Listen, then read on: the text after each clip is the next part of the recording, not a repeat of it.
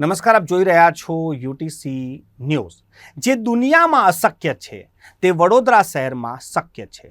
વડોદરા મહાનગરપાલિકા ભૂખી નદીને ડાયવર્ટ કરવાનો પ્લાન બનાવી દીધો છે, કામને મંજૂર પણ કરી દીધો છે।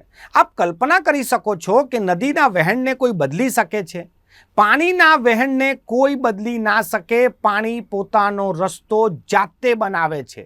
આ વાત આપણે વર્ષોથી સાંભળતા આવ્યા છે। પાણીના વહેણને પણ હવે ડાયવર્ટ કરવાની યોજના બનાવી દેવામાં આવી છે, પરંતુ જે નદીને પહેલાં આપણે કાંસ બનાવી અને કાંસને પછી આપણે નાળું બનાવ્યું અને જેની ભૂલોના કારણે કે જે લોકોએ આ નદીને કાંસ અને કાંસથી નાળું બનવા માટે જે ભૂમિકાઓ ભજવી છે, આ નદી પર જે મસ્ત મોટા દબાણો ઊભા કર્યા છે, આ તમામ વસ્તુને આપણે નજરઅંદાજ કરીને આ નદીને હવે આપણે ડાયવર્ટ કરવાની યોજના બનાવી દીધી છે। અમે વાત કરી રહ્યા છીએ છાણી ટીપીથી ડાયવર્ટ કરવામાં આવેલા ભૂકી કાંસની। આ ભૂકી કાંસ જે વારંવાર જે ભૂકી કાંસ બોલવામાં આવે છે, આ ભૂકી નદી છે।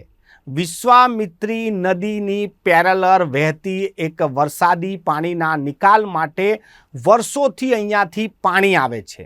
છાણી ગામથી પાણી જ્યારે સમા થઈને નિજામપુરા ગામ થઈને પંડ્યા બ્રિજ થઈને જ્યારે આ પાણી કાલા ઘોડા પર આવે છે, જે મહારાજા સયાજીરાવ યુનિવર્સિટીની વચ્ચેથી આવે છે। આ એક ભૂખી નદી હતી। આપણા સત્તાધીશોએ આ નદીને પહેલાં કાંસ બનાવી અને કાંસને પછી નાળું બનાવી દીધું।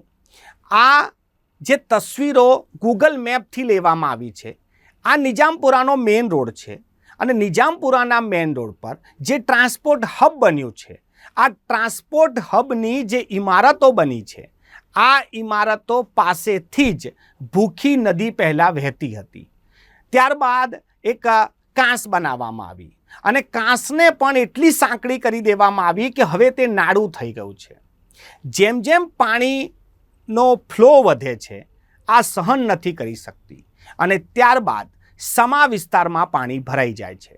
સમા વિસ્તારમાં જ્યારે પાણી ભરાઈ જાય ત્યારે તેના ઉકેલ માટે હવે આ કાંસને ડાયવર્ટ કરવાની વાત કરવામાં આવી રહી છે।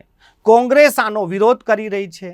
વડોદરા મહાનગરપાલિકાની સામાન્ય સભામાં વોર્ડ 1ના 4 કાઉન્સિલરો ફ્લોર પર બેસીને આનો વિરોધ કર્યો હતો કે જો આ કામગીરી શરૂ કરવામાં આવશે તો જેસીબી પહેલા કોર્પોરેટરના છાતી પરથી જશે।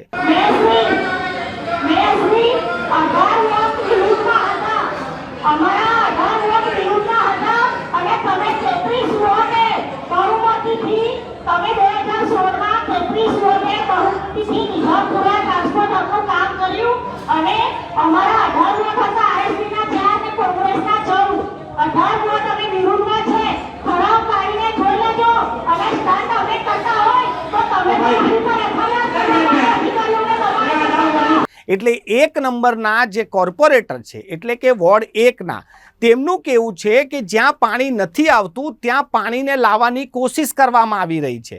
પાણીના વહેણને સીધું નીકળે તે દબાણ તોડવાની જગ્યા પર આ એક નવો પ્રયોગ કરવામાં આવી રહ્યો છે।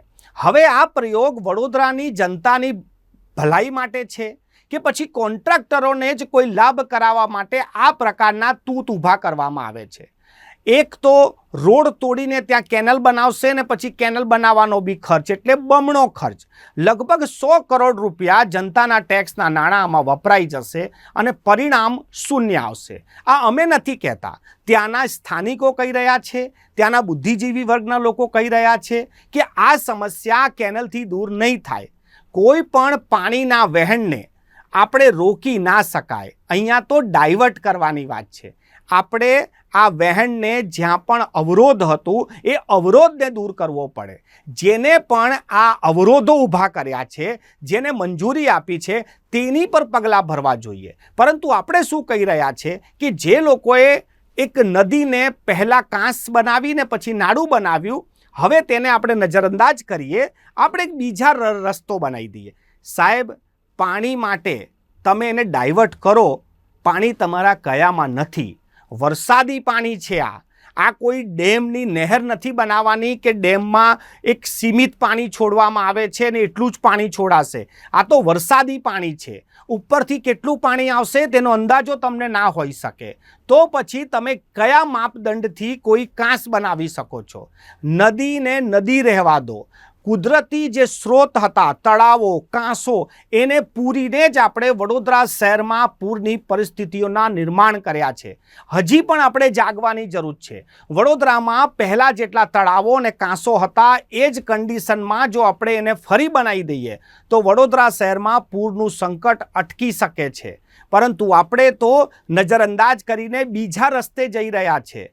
કોઈ પણ રીતે જો વરસાદી કાંસને ખુલ્લી કરવામાં નહીં આવે તો આપણે ફરી વખત એ જ પૂરનો સામનો કરવો પડશે.